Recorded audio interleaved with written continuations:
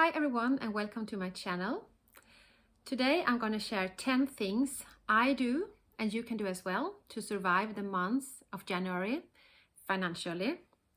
We all know that January is really tough months for us all since we have had Christmas, we have been buying gifts and probably a lot of food, etc. And also, at least in Sweden, we get the salary a few days before Christmas, so it's actually 5 weeks until we get the next salary in the end of January. So it's quite a long time, and many of us needs to be on a budget in January. So what is my tip number one? It's actually to eat from the freezer. I myself had a look and cleansed my freezer the other day, and I found so much that I have forgotten there that still are possible to eat, like chicken or fish or frozen vegetables, and some things I've cooked and put in the freezer that I can actually eat, like bring to a lunch box with me for work or just eat for dinner. So the freezer has a lot of potential actually for January to find things that you can cook and you can eat. And it's also good to clean the freezer in the end of the year or beginning of the next year, so you can actually see what you really have and really what you need to buy for the coming weeks or month. And tips number two is also to use what you have in your fridge, because at least my fridge, I have quite a lot of stuff there that is not used yet but still can be used. It's not expired yet.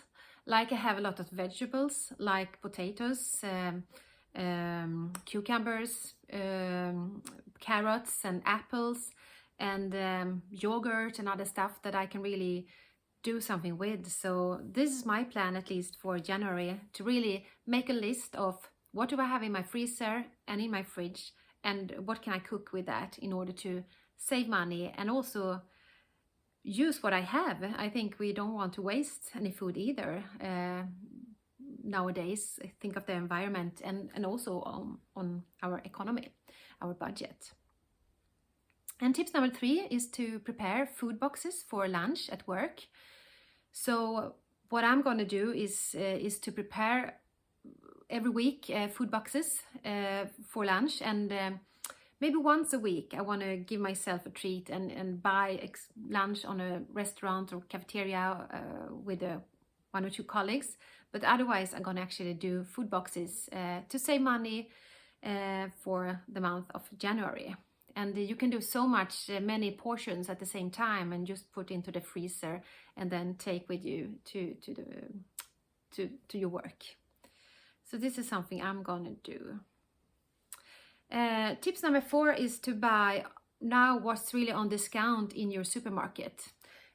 All the supermarkets usually comes with these leaflets that what is on discount for the coming week. And where I live, I have at least 3 different supermarkets I can go to kind of select what is a good price, and look into the leaflets and take some time to see really and think of what you can cook from it. So the other days I bought very good bargain, for example, of minced meat that is quite expensive now, that I actually did some burgers of that I put to the freezer, and that I will bring with me to lunch or have for dinners a day I don't want to cook or have the energy to cook. Tip number 5 is to buy only fruit and vegetables that are more seasonal. Like here in Sweden, we don't have so much seasonal fruits and vegetables because it's winter and nothing is grown except from like these small grown houses that we can grow a cucumber and tomatoes and stuff like that. But we also import, of course, fruit and vegetables. So for now, like some oranges are quite cheap, for example, so that I buy, and also the cucumber is really cheap still. Potatoes and carrots are always cheap, for example, beetroots. So this is things I buy. Kale, for example, you can make, or broccoli is actually right now in season. So I make some soups and other things you can actually put into the fridge and freezer and take another day. Other things like number 6, tip number 6 is that I don't shop any clothes during January, because I will save I need to save my money. So then, even going back to work and want to feel fresh and look good, there is so much things that you actually can combine, and you probably have a lot at home, as I do already. I don't need to buy more clothes actually. But I can really recommend to look into Pinterest, for example, where you can find really nice combination of business outfits, for example. And usually you can see that you have a lot of it at home already that you can combine with maybe a new way that you didn't think of before. So Pinterest is a wonderful inspiration to not having to buy new clothes, but just combine the ones you have in a new way, so you feel new and fresh for the new year. Tips number 6 is to avoid going to like dinners during January to eat out, because it's very, very expensive, of course.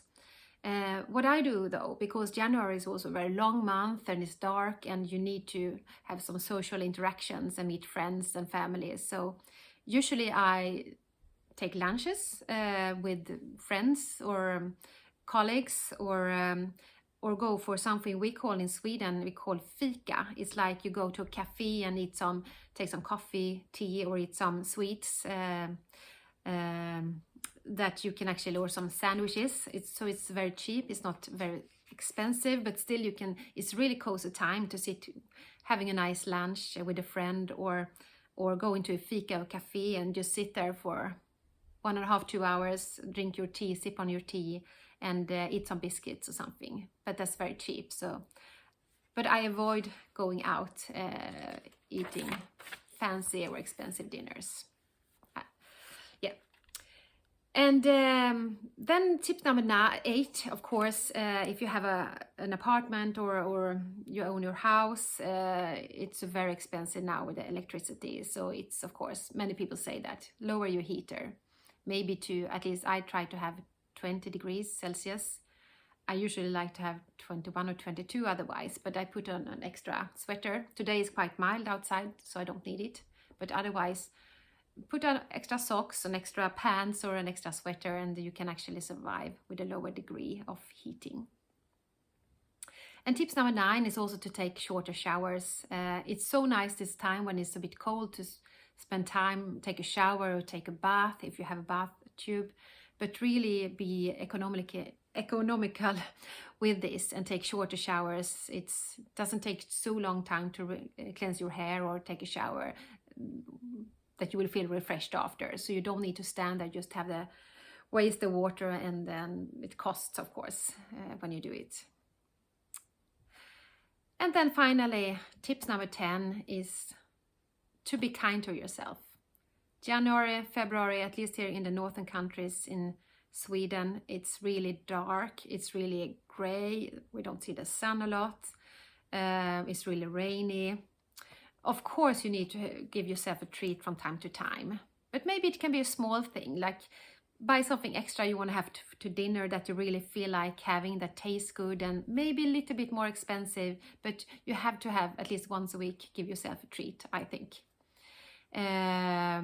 Or bake something, give yourself some good sweets, or invite friends at home actually to some fika, or bake something, or some dinner or lunch that is much more cheaper, of course. So you have to have a good time, of course, in these months as well. But really, you don't need to buy as much as you think. At least myself, I tended to buy or be quite a lot of shopping before in my life, but I really reduced that, and now I feel so much value and find so much value in other things in life that is not costly. So this was my 10 tips in order to survive financially the month of January. If you have any comments or any tips yourself, please share. And if you like my videos, please push the subscribe button or like my videos. So thank you so much for listening, and I wish you a good month of January. Take care.